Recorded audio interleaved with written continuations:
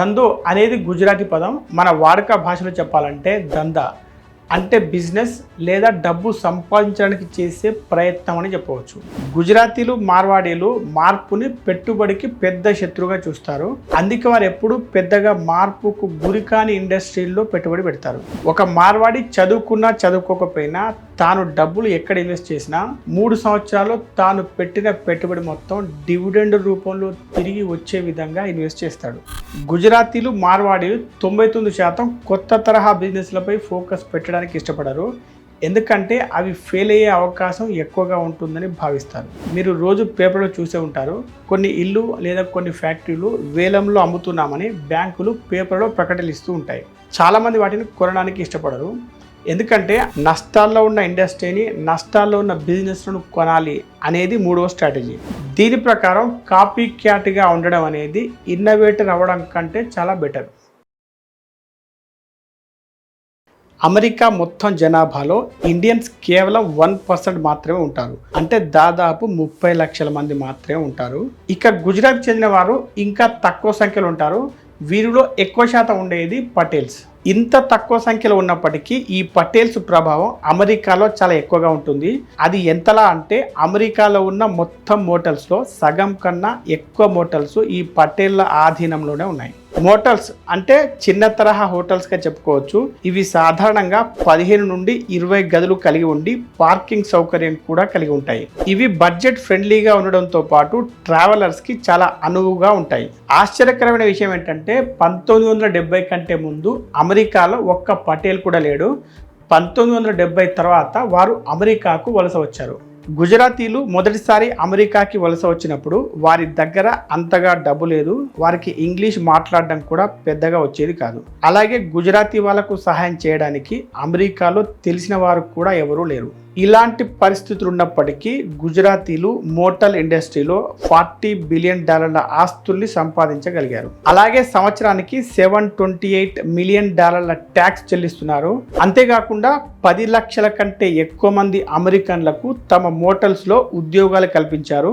దీనికి అంతటికీ కారణం గుజరాతీలు తెలివిగా చేసే ధందో. ధందో అనేది గుజరాతీ పదం. మన వాడుక భాషలో చెప్పాలంటే దందా అంటే బిజినెస్ లేదా డబ్బు సంపాదించడానికి చేసే ప్రయత్నం అని చెప్పవచ్చు. ఎక్కువ రిటర్న్ సంపాదించాలంటే ఎక్కువ రిస్క్ తీసుకోవాల్సి ఉంటుందని మనం చిన్నప్పటి నుంచి నేర్చుకుంటున్న విషయం. కానీ ధందో మైండ్ సెట్ అనేది దీనికి రివర్స్లో ఉంటుంది. అంటే రిస్క్ను తక్కువగా ఉంచడం, లాభాన్ని ఎక్కువగా సంపాదించడం దీని ముఖ్య ఉద్దేశం. మన ఛానల్లో గుజరాతీలు మార్వాడీల గురించి కొన్ని అద్భుతమైన వీడియోలు చేసాం. అవి కూడా వేరువేరుగా చేయడం జరిగింది. ఈ వీడియోలో మనం గుజరాతీలు మార్వాడీల బిజినెస్ రహస్యాలు, కొన్ని బిజినెస్ కేస్ స్టడీలు తెలుసుకోబోతున్నాం. వీటిని మనకు అందించిన వారు మోనీష్ పాబ్రాయ్ అనే రచయిత తన పుస్తకం ధందో ఇన్వెస్టర్ ద్వారా. ఒక గుజరాతీ పటేల్ అయిన మోనీష్ పాబ్రాయ్ ఈ పుస్తకాన్ని 2007లో రాశారు. బిజినెస్ కేటగిరీలో ఇదొక ఇంటర్నేషనల్ బెస్ట్ సెల్లింగ్ బుక్ అని చెప్పవచ్చు. ఈ పుస్తకంలో రచయిత తన నాన్నగారైన పాపా పటేల్తో పాటు ఇంకా మణిలాల్, రిచర్డ్ బ్రాన్సన్, లక్ష్మీ మిట్టల్ వంటి గొప్ప వాళ్ళ బిజినెస్ జర్నీ గురించి వివరిస్తూ వారు పాటించే అతి ముఖ్యమైన 9 బిజినెస్ రహస్యాల గురించి కూడా వివరించారు. అవన్నీ మనం ఈ వీడియోలో ఒక్కొక్కటిగా తెలుసుకోబోతున్నాం. కాబట్టి మీరు ఈ వీడియోను ఎక్కడా స్కిప్ చేయకుండా చివరి వరకు చూడండి. మీరు ఈ ఛానల్ని మొదటిసారిగా చూస్తున్నట్లయితే వెంటనే సబ్స్క్రైబ్ చేసుకొని పక్కనే ఉన్న బెల్ ఐకాన్ క్లిక్ చేయండి. మీకు ఈ వీడియో నచ్చితే లైక్ చేసి కామెంట్ చేయండి, మరియు తెలిసిన వారందరికీ షేర్ చేయండి. గుజరాత్ రాష్ట్రం అరేబియా సముద్రం వెంబడి అనేక సహజ నౌకాశ్రయాలతో పెద్ద మొత్తంలో తీర ప్రాంతాన్ని కలిగి ఉంటుంది. దీనివల్ల మన పొరుగున ఉన్న ఆసియా, ఆఫ్రికా, యూరోప్ దేశాలతో వాణిజ్యం చేయడానికి గుజరాత్ అనేది అనువైన ప్రదేశంగా ఉండేది. 12వ శతాబ్దంలో ఇరాన్లో జరిగిన మతపరమైన హింసల వల్ల పార్సీలు శరణార్థులుగా ఇండియా వచ్చి గుజరాత్లో స్థిరపడ్డారు. అదేవిధంగా 19వ శతాబ్దంలో ఇస్మాయిలీలు కూడా ఇరాన్ నుంచి గుజరాత్ వచ్చి స్థిరపడ్డారు. 100 ఏళ్లుగా ఈ పటేల్స్ ఇంకా ఇస్మాయిలీలు మంచి ఎంటర్‌ప్రెన్యూర్లుగా ఖ్యాతిని కలిగి ఉన్నారు. పటేల్స్ను పాటీదారులు అని పిలిచేవారు, అంటే భూస్వాములుగా చెప్పుకోవచ్చు. వీరు గుజరాత్లోని చాలా గ్రామాల్లో భూమి పన్నులు వసూలు చేయడం, భద్రత కల్పించడం మరియు క్రమబద్ధమైన వ్యవసాయ కార్యకలాపాలను నిర్వహించడం వంటి బాధ్యతను కలిగి ఉండేవారు. సాధారణంగా పటేల్స్ పెద్ద పెద్ద కుటుంబాలను కలిగి ఉండడం వల్ల వారి వ్యవసాయ భూముల్ని కొడుకులకు సమానంగా పంచినప్పుడు ఒక్కొక్కరికి తక్కువ భూమి వస్తూ ఉండేది. దీనివల్ల వ్యవసాయం ద్వారా డబ్బు సంపాదించడం పటేళ్లకు కష్టంగా మారింది. దీనికి పరిష్కారంగా వాళ్ళు ఇస్మాయిలీలతో కలిసి 20వ శతాబ్దం ప్రారంభంలో తూర్పు ఆఫ్రికాలోని ఉగాండా దేశానికి రైలు మార్గాలను నిర్మించడంలో సహాయం చేయడానికి వ్యాపారస్తులుగా ఇంకా కాంట్రాక్ట్ లేబర్గా వెళ్లారు. సహజంగానే తెలివైన వారైనటువంటి పటేళ్లు, ఇస్మాయిలీలు తమ ధందో మైండ్ సెట్తో ఉగాండాలోని వ్యాపారాల్లో అధిక భాగాన్ని నియంత్రించగలిగారు. కానీ 1972లో general Idi Amin Uganda dictator అయ్యాడు. డిక్టేటర్ అవగానే ఆఫ్రికా కేవలం ఆఫ్రికన్లది మాత్రమే అని డిక్లేర్ చేసి ఆఫ్రికన్లు కాని వారందరి ఆస్తుల్ని, వ్యాపారాలను, సంపదను అంతా ఆఫ్రికాకు మాత్రమే చెందాలని వాటన్నిటిని సీజ్ చేసి జాతీయం చేశాడు.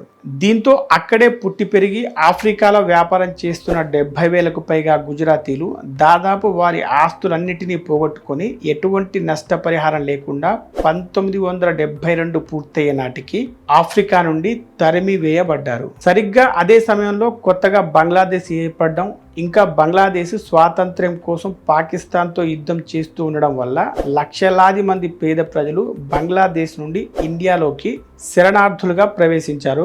దీనివల్ల ఆఫ్రికా నుండి బయటికి వచ్చిన గుజరాతీలు ఎక్కువ మంది ఇంగ్లాండ్, కెనడాలలో స్థిరపడితే మిగిలిన వారు యుఎస్ఏలో స్థిరపడ్డారు. ఈ విధంగా అమెరికాకు వచ్చిన వారిలో ఐరిష్ వాళ్ళు పోలీస్ ఆఫీసర్లుగా, పాలిష్ వాళ్ళు హోమ్ మేడ్ వర్కర్లుగా, కొరియన్లు గ్రాసరీ బిజినెస్ చేసేవారిగా, చైనా వాళ్ళు లాండ్రీ పని చేసేవారిగా, సిక్కులు మరియు పాకిస్తానీ వాళ్ళు క్యాబ్స్ నడిపించేవారిగా స్థిరపడితే పటేల్స్ మాత్రం మోటల్ బిజినెస్ లోకి ప్రవేశించి కోట్లకు కోట్ల ఆస్తులు సంపాదించారు. మోటల్స్ కొనడానికైనా లేదా రన్ చేయడానికైనా ఎక్కువ మొత్తంలో డబ్బు అవసరం పడుతుంది. కానీ పటేల్స్ అందరూ ఆఫ్రికాలోనే తమకున్నంతా పోగొట్టుకున్నారు. అయినా కూడా వారు మోటల్స్ బిజినెస్ చేయడం ఎలా సాధ్యమైందంటే 1972లో పటేల్స్ అమెరికాలో అడుగుపెట్టే సమయానికి అమెరికా వియత్నాంతో యుద్ధం చేస్తూ ఉంది.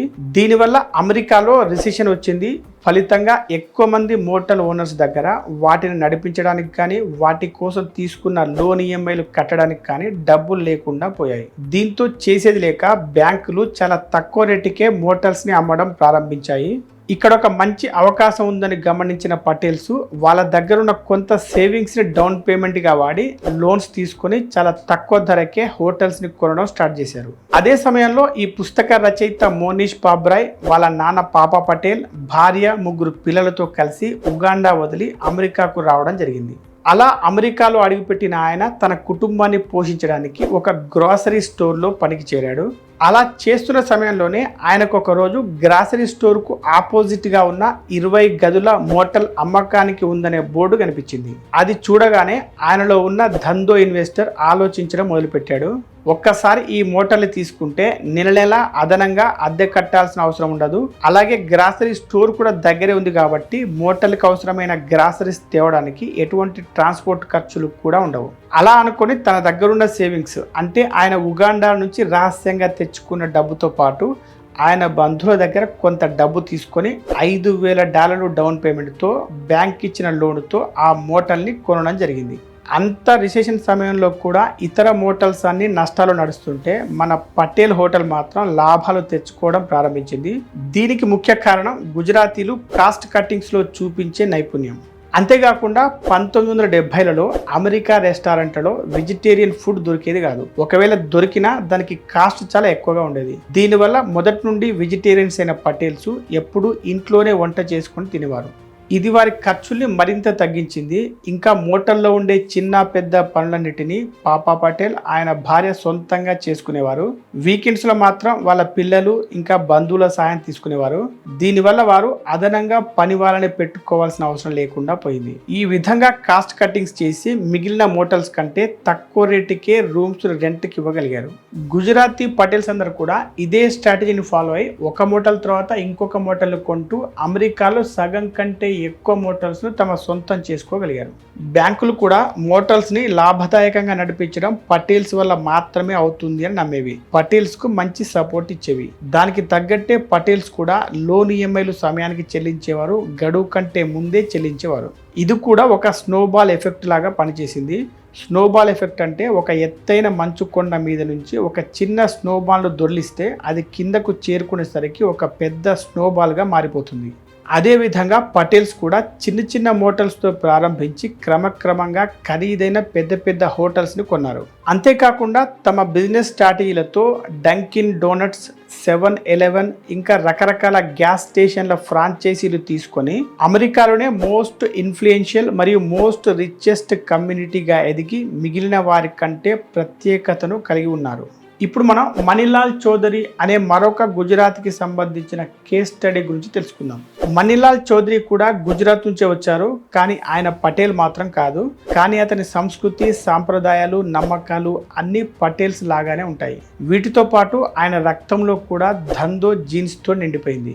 ఆయన గుజరాత్లో పుట్టి పెరిగారు. వాళ్ళ ఫ్యామిలీలో 4 బ్రదర్స్, 2 సిస్టర్స్లో ఆయన కూడా ఒకరు. వారిలో ఒక తమ్ముడు 1970లో అమెరికా వెళ్ళి శాన్ ఫ్రాన్సిస్కోలో సెటిల్ అవ్వడం జరిగింది. తర్వాత 1991లో మనీలాల్ కూడా తమ్ముడు స్పాన్సర్ చేయడంతో ఫ్యామిలీతో పాటు అమెరికా వచ్చాడు. ఇండియాలో ఉన్నప్పుడు మనీలాల్ అకౌంటెంట్గా పనిచేసేవాడు. అమెరికా వచ్చాక ఇంగ్లీష్లో పట్టు లేకపోవడంతో అమెరికాలో అకౌంటెంట్ జాబ్ దొరకలేదు. అలాగే కొన్ని నెలల పాటు ఎలాంటి వైట్ కాలర్ జాబ్ దొరకకపోయేసరికి ఫ్యామిలీని పోషించడానికి ఏదో ఒక జాబ్ చేయడానికి డిసైడ్ అయ్యాడు. ఆ విధంగా ఒక గ్యాస్ స్టేషన్లో పెట్రోల్ పంపు దగ్గర సాయంత్రం 3 నుండి ఉదయం 7 గంటల వరకు, అంటే రోజుకు 16 గంటల పాటు వారమంతా పనిచేసేలా ఒక మొదటి జాబ్ దొరికింది.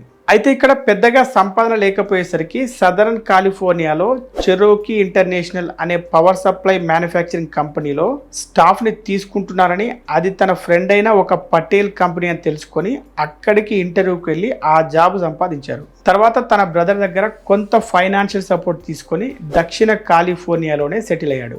చెరోకీ కంపెనీలో ఫుల్ టైంతో పాటు ఓవర్ టైం కూడా చేస్తూ కొంతకాలం తర్వాత తన మిగిలిన బ్రదర్స్ని, సిస్టర్స్ని కూడా అమెరికా తీసుకొచ్చి తను పని చేస్తున్న చెరోకీ కంపెనీలోనే ఉద్యోగాల్లో చేర్పించాడు. వాళ్ళ హార్డ్ వర్క్, నిజాయితీ గురించి తెలిసిన చెరోకీ కూడా సెకండ్ థాట్ లేకుండా అందరినీ ఉద్యోగాల్లోకి తీసుకున్నాడు. దాంతో ఫ్యామిలీలో ఉన్న ప్రతి ఒక్క వ్యక్తికి పని దొరికింది. కానీ అందరూ కలిసి ఒక చిన్న అపార్ట్మెంట్లో ఉండడం వల్ల వీలైనంత త్వరగా ఒక పెద్ద ఇంటిని తీసుకోవాలని అనుకున్నారు. దానికోసం వాళ్ళందరూ కలిసి ఒక కామన్ బ్యాంక్ అకౌంట్ తీసుకొని అందులో ప్రతి ఒక్కరూ ప్రతి నెల వాళ్ళు సంపాదించిన దాంట్లో కొంత భాగం డిపాజిట్ చేయడం మొదలుపెట్టారు. దాంతో 1994లో అందరి సేవింగ్స్తో ముందుగా అనుకున్నట్లుగానే అందరికీ సరిపోయే విధంగా ఒక పెద్ద ఇంటిని తీసుకొని అందులోకి షిఫ్ట్ అయ్యారు. దాని తర్వాత మనీలాల్ చెరోకీ మ్యానుఫ్యాక్చరింగ్ కంపెనీలో ఓవర్ టైం చేయడం మానేసి ఉదయం 8 గంటల నుంచి సాయంత్రం 5 గంటల వరకు చెరోకీ కంపెనీలో పనిచేసి తర్వాత సాయంత్రం 5:30 నుండి రాత్రి 11 గంటల వరకు ఒక పర్షియన్ గ్యాస్ స్టేషన్లో వర్క్ చేయడం మొదలుపెట్టాడు. మనీలాల్ యొక్క నిజాయితీ, కష్టపడి పనిచేసే లక్షణాలు చూసి ఆ Persian gas station owner 10% profit ఇచ్చి మనీలాల్ను గ్యాస్ స్టేషన్కి మేనేజర్గా చేశాడు. గుజరాతీలకు ఉండే సహజ సిద్ధమైన బిజినెస్ మైండ్తో మనీలాల్ గ్యాస్ స్టేషన్ వ్యాపారంలో ఉండే లోటుపాట్లను, రహస్యాలను, లాభ నష్టాలను గురించి తక్కువ సమయంలోనే తెలుసుకోగలిగాడు. మనీలాల్కి గ్యాస్ స్టేషన్ నుండి 10% ప్రాఫిట్స్ వస్తుండడంతో కొంతకాలానికి మంచి డబ్బును సంపాదించగలిగాడు. ఆ వచ్చిన డబ్బుతో ఏదైనా వ్యాపారాన్ని ప్రారంభించాలనుకున్నాడు. కానీ ఏ వ్యాపారంలోనూ మంచి అవకాశం దొరకకపోయేసరికి కొన్ని సంవత్సరాల పాటు మంచి అవకాశం కోసం ఎదురు చూస్తూ ఉండిపోయాడు. సరిగ్గా అదే సమయంలో 2001లో అమెరికాలో జరిగిన సెప్టెంబర్ 11 దాడులు హోటల్ రంగానికి పెద్ద సమస్యను తీసుకొచ్చాయి. ఇదొక మంచి ఆపర్చునిటీగా భావించి మనీలాల్ మోటల్ రంగంలోకి ఎంటర్ అవ్వడానికి సిద్ధమయ్యాడు. దీనికోసం ఆయన సేవింగ్స్ని, తన ఫ్యామిలీ అకౌంట్లో సేవింగ్స్ని, అలాగే ఆయన స్నేహితుల్ని పార్ట్నర్స్గా చేసుకొని ఒక పెద్ద మోటల్ చాలా తక్కువ రేటుకు తీసుకోవడం జరిగింది. దాని తర్వాత క్రమక్రమంగా వేర్వేరు బిజినెస్ లోకి ఎంటర్ అయ్యి ప్రతి ఒక్క బిజినెస్ లోనూ సక్సెస్ అయ్యారు. అమెరికన్ గుజరాతీలు ఎప్పుడూ తమ పిల్లలకు మంచి ఎడ్యుకేషన్ ఇప్పించాలని తాపత్రయపడేవారు. ఎందుకంటే కెరీర్ మొదట్లో వాళ్ళు పడిన కష్టాలు తమ పిల్లలు పడకూడదని, మంచి ఎడ్యుకేషన్ వల్లే ఇది సాధ్యపడుతుందని భావించేవారు. దానికి తగ్గట్టుగానే వారు వారి పిల్లలని ఎక్కువగా ఇంజనీర్స్ని డాక్టర్స్ని చేసి ప్రతి ఒక్క రంగంలోనూ గుజరాతీల ప్రభావాన్ని పెంచుకున్నారు. వీడియోలో ముందుకెళ్లే ముందు మీరు జీవితంలో తెలుసుకోవాల్సిన ఒక వాస్తవం ఏంటంటే లైఫ్ ఇన్సూరెన్స్ అనేది మీకు ఎంతో మనశ్శాంతి కలిగిస్తుంది. ఎందుకంటే మీకు అనుకోకుండా ఏదైనా జరిగితే అది మీ ఫ్యామిలీకి రక్షణ కలిగిస్తుంది కాబట్టి. దానికి కట్టే ప్రీమియమ్స్ అనేవి నామినల్గా ఉంటాయి, కానీ వచ్చే బెనిఫిట్స్ అనేవి ఎన్నో రెట్లు ఉంటాయి. ఇంతకుముందు మనం ఎన్నోసార్లు చెప్పుకున్నట్టు టర్మ్ ఇన్సూరెన్స్ పాలసీ సెలెక్ట్ చేసుకునేటప్పుడు క్లెయిమ్ సెటిల్మెంట్ రేషియోను చూడాలి అని అనుకున్నాం. ఇది ఏంటి అంటే ఇన్సూరెన్స్ కంపెనీకి ఎన్ని క్లెయిమ్స్ వచ్చాయి, అందులో నుండి ఎన్ని క్లెయిమ్స్ సెటిల్ చేసింది అనేది తెలియజేస్తుంది. క్లెయిమ్ సెటిల్మెంట్ రేషియో ఎక్కువగా అంటే 99.51% ఉన్న ఒక కంపెనీ ఏంటంటే అది మ్యాక్స్ లైఫ్ ఇన్సూరెన్స్. ఒకసారి మనం మ్యాక్స్ లైఫ్ వెబ్సైట్ ఓపెన్ చేసి కనుక చూస్తే ₹1,00,00,000 ఇన్సూరెన్స్ కవర్ను కేవలం ₹700కే ఆఫర్ చేస్తున్నారు. అలాగే 2 కోట్ల ఇన్సూరెన్స్ కవర్ను నెలకు కేవలం ₹1,046కే ఆఫర్ చేస్తున్నారు. అంతేకాదు హౌస్ వైఫ్స్ కూడా వారి భర్త యొక్క ఇన్కమ్ ప్రూఫ్ లేకుండానే ఇన్సూరెన్స్ తీసుకునే అవకాశం ఉంది. మీ బేస్ ప్లాన్తో పాటు కొంత అమౌంట్ ఎక్స్ట్రా కడితే యాక్సిడెంటల్ బెనిఫిట్, క్రిటికల్ ఇల్నెస్ వంటి రైడర్స్తో పాటు మ్యాక్స్ లైఫ్ 64 తీవ్రమైన వ్యాధుల్ని కూడా కవర్ చేస్తుంది. డిస్క్రిప్షన్లో ఇచ్చిన లింక్ ఓపెన్ చేస్తే మీరు చెక్ చేసుకోవడానికి ప్రీమియం క్యాల్కులేటర్ కూడా అందిస్తున్నారు. మీరు టర్మ్ ఇన్సూరెన్స్ తీసుకోవాలంటే క్రింద డిస్క్రిప్షన్లో ఇచ్చిన లింక్ను క్లిక్ చేసి మీకు సరిపోయే టర్మ్ ప్లాన్ ఎంచుకోవచ్చు. ఇప్పుడు మనం ఇంకొక వ్యక్తి యొక్క కేస్ స్టడీని తెలుసుకోబోతున్నాం. అతడి మార్వాడి కాదు, గుజరాతీ కాదు, ఆ మాటకు వస్తే ఇండియన్ కూడా కాదు, కానీ అతడు ఇవే స్ట్రాటజీస్ ఫాలో అయి ఒక బిలియనీర్గా ఎదిగాడు. అతడి పేరు Richard Branson, virgin group chairman. 11 July 2021 నాడు తన సొంత స్పేస్ ఫ్లైట్లో అంతరిక్ష యాత్ర చేసి వచ్చిన వ్యక్తి. ఇక విషయంలోకి వస్తే రిచర్డ్ బ్రాన్సన్ లాంటి గొప్ప బిజినెస్ మ్యాన్ కూడా మొదటి నుంచి ఈ లో రిస్క్ హై రిటర్న్ స్ట్రాటజీని ఫాలో అయి బిలియనీర్గా ఎదిగాడు. రిచర్డ్ బ్రాన్సన్ ఒక ఎయిర్లైన్ కంపెనీని స్టార్ట్ చేయడం ద్వారా తన బిజినెస్ జర్నీని స్టార్ట్ చేశాడు. విచిత్రం ఏంటంటే ఈ ఎయిర్లైన్ కంపెనీ ప్లాన్ అనేది 3,000 కంటే ఎక్కువ మంది దగ్గర రిజెక్ట్ చేయబడి చివరికి రిచర్డ్ బ్రాన్సన్ వద్దకు చేరింది. అప్పటి ఎయిర్లైన్ సెక్టార్ లో ఉన్న ఎయిర్లైన్స్ అన్ని కస్టమర్స్ కి తగినంత మంచి సర్వీస్ ఇచ్చేవి కావు. ఇది గమనించిన బ్రాన్సన్ మిగిలిన ఎయిర్లైన్స్ కంటే మంచి సర్వీస్ ఇవ్వగలిగితే మంచి లాభాల్ని పొందవచ్చు అని భావించి వర్జిన్ అట్లాంటిక్ ఎయిర్లైన్స్ ను ప్రారంభించాడు. ఎయిర్లైన్ బిజినెస్ స్టార్ట్ చేయడానికి ఏరోప్లేన్ కావాలి, కానీ ఏరోప్లేన్ కొనడానికి చాలా ఎక్కువ క్యాపిటల్ అవసరం అవుతుంది. అప్పుడు బ్రాన్సన్ స్మార్ట్ గా ఆలోచించి ఏరోప్లేన్ కొనడం కాకుండా లీజ్ కు తీసుకొని ఎయిర్లైన్స్ స్టార్ట్ అయిన 30 రోజులకు ఆ అమౌంట్ పే చేసే విధంగా ఎటువంటి పెట్టుబడి లేకుండా ఒక ఎయిర్లైన్స్ బిజినెస్ ని స్టార్ట్ చేశాడు. ఈ విధంగా బేసిక్ ఇన్ఫ్రాస్ట్రక్చర్ కి $60 మిలియన్ పెట్టుబడి అవసరమైన ఒక బిజినెస్ ని ఎటువంటి ఇన్వెస్ట్మెంట్ లేకుండా బ్రాన్సన్ స్టార్ట్ చేయగలిగాడు. దీన్నే లో risk high returns investment strategy అంటారు. ఎందుకంటే ఒకవేళ ఎయిర్లైన్స్ బిజినెస్ ఫెయిల్ అయినా వచ్చే నష్టం 2 నుండి 2.5 మిలియన్ మాత్రమే ఉంటుంది. అదే ఎయిర్లైన్స్ బిజినెస్ సక్సెస్ అయితే వచ్చే లాభాలు మాత్రం చాలా ఎక్కువగా ఉంటాయి. ఆ తర్వాత బ్రాన్సన్ ఇదే స్ట్రాటజీని ఉపయోగించి చాలా తక్కువ క్యాపిటల్తో 200కు పైగా బిజినెస్లను స్టార్ట్ చేశాడు.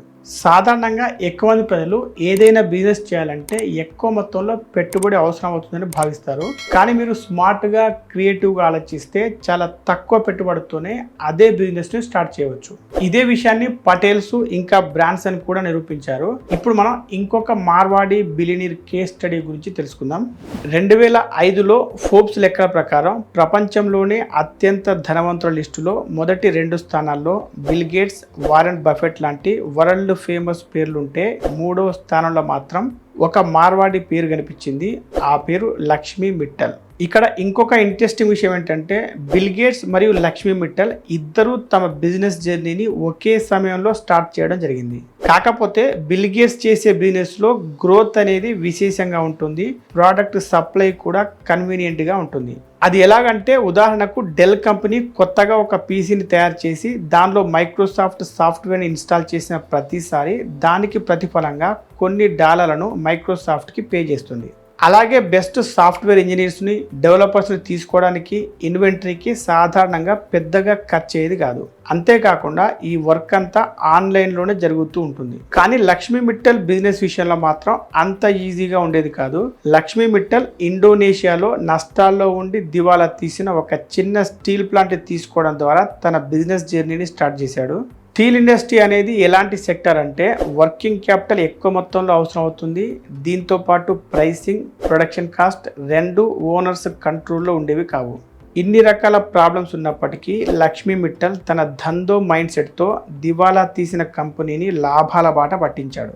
ఇటువంటి సంఘటనే లక్ష్మీ మిట్టల్ జీవితంలో ఇంకొకటి జరిగింది. అదేంటంటే కజకిస్తాన్లో ఉన్న కార్మెట్ స్టీల్ వర్క్స్ అనే పేరు గల స్టీల్ కంపెనీ బిజినెస్ మోడల్ సరిగ్గా లేకపోవడం, అదే సమయంలో ప్రపంచవ్యాప్తంగా స్టీల్కి డిమాండ్ తగ్గిపోవడం వంటి కారణాల వల్ల పూర్తిగా మూతపడే స్థితికి చేరుకుంది.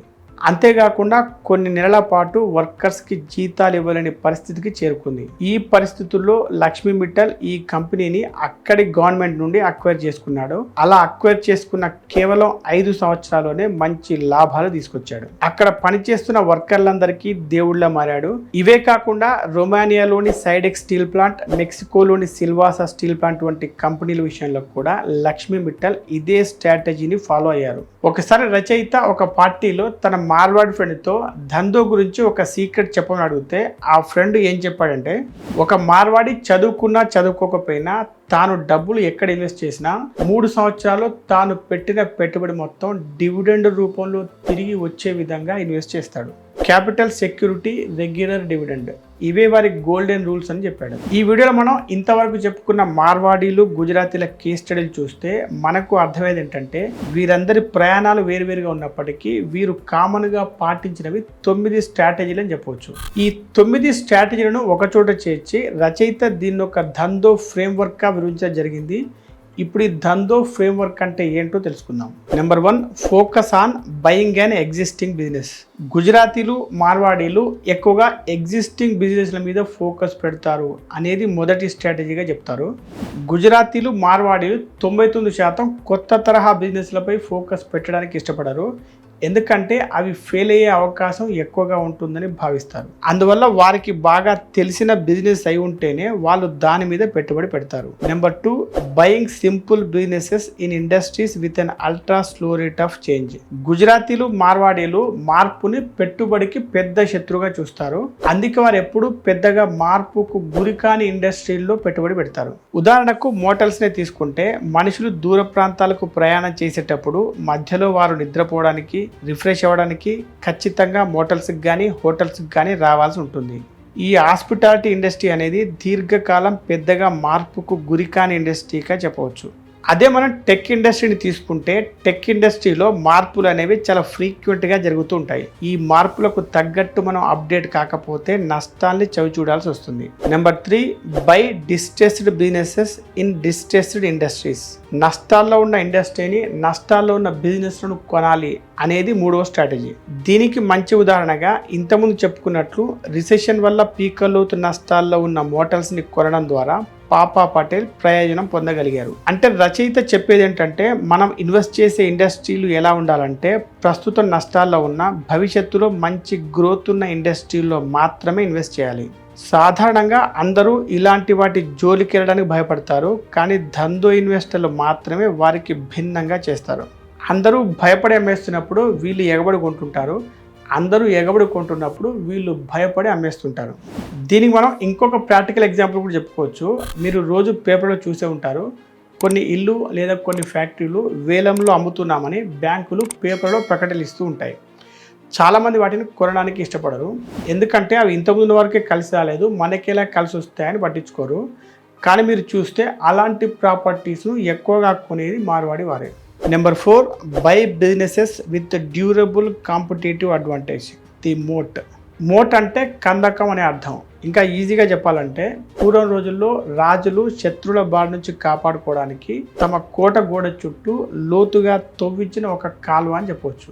ఒకవేళ శత్రువులు లోతుగా ఉన్న ఈ కాలువ దాటి లోపలికి రావాలనుకున్నా కోట చుట్టూ ఉన్న కాపలా సైనికులు వారిపై దాడి చేసి చంపే వీలుంటుంది.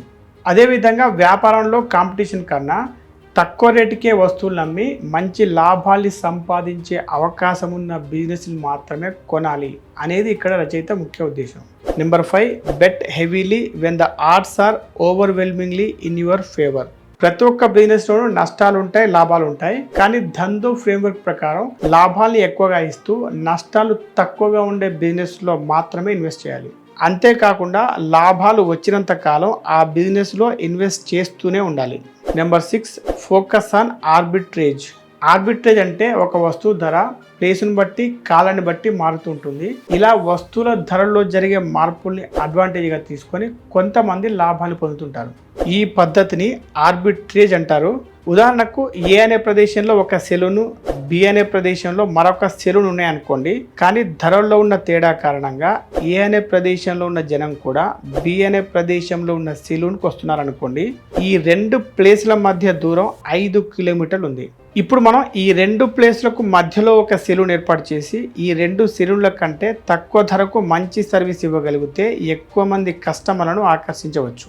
ఆర్బిట్రేజ్లో ఇదొక రకమైన పద్ధతి. Number 7, buy businesses at big discounts to their underlying intrinsic value. Intrinsic value అంటే అంతర్గత విలువ, వాస్తవమైన విలువ లేదా నిజమైన విలువ అని కూడా అర్థం.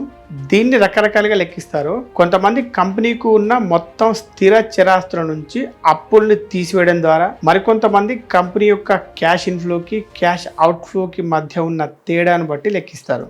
అయితే అప్పుడప్పుడు ఏవైనా ప్రకృతి విపత్తులు వచ్చినప్పుడు లేదా యుద్ధాలు, రిసెషన్ లాంటివి వచ్చినప్పుడు కొన్ని మంచి కంపెనీలు ఈ ఇంట్రిన్సిక్ వాల్యూ కంటే చాలా తక్కువ వాల్యూకే దొరుకుతాయి. అప్పుడు అలాంటి మంచి కంపెనీలో ఇన్వెస్ట్ చేస్తే భవిష్యత్తులో పరిస్థితులు చక్కబడిన తర్వాత ఎక్కువ లాభాల్ని పొందే అవకాశం ఉంటుంది. దీనికి ఒక బెస్ట్ ఎగ్జాంపుల్ ఏంటంటే కరోనా టైంలో స్టాక్ మార్కెట్లు దాదాపు సగానికంటే తక్కువకు పడిపోవడం. ఆ టైంలో ఎవరైతే స్టాక్ మార్కెట్లో ఇన్వెస్ట్ చేశారో వారు ఇప్పుడు మంచి రిటర్న్స్ ఎంజాయ్ చేస్తున్నారు. నెంబర్ 8, లుక్ ఫర్ లో risk and high uncertainty businesses.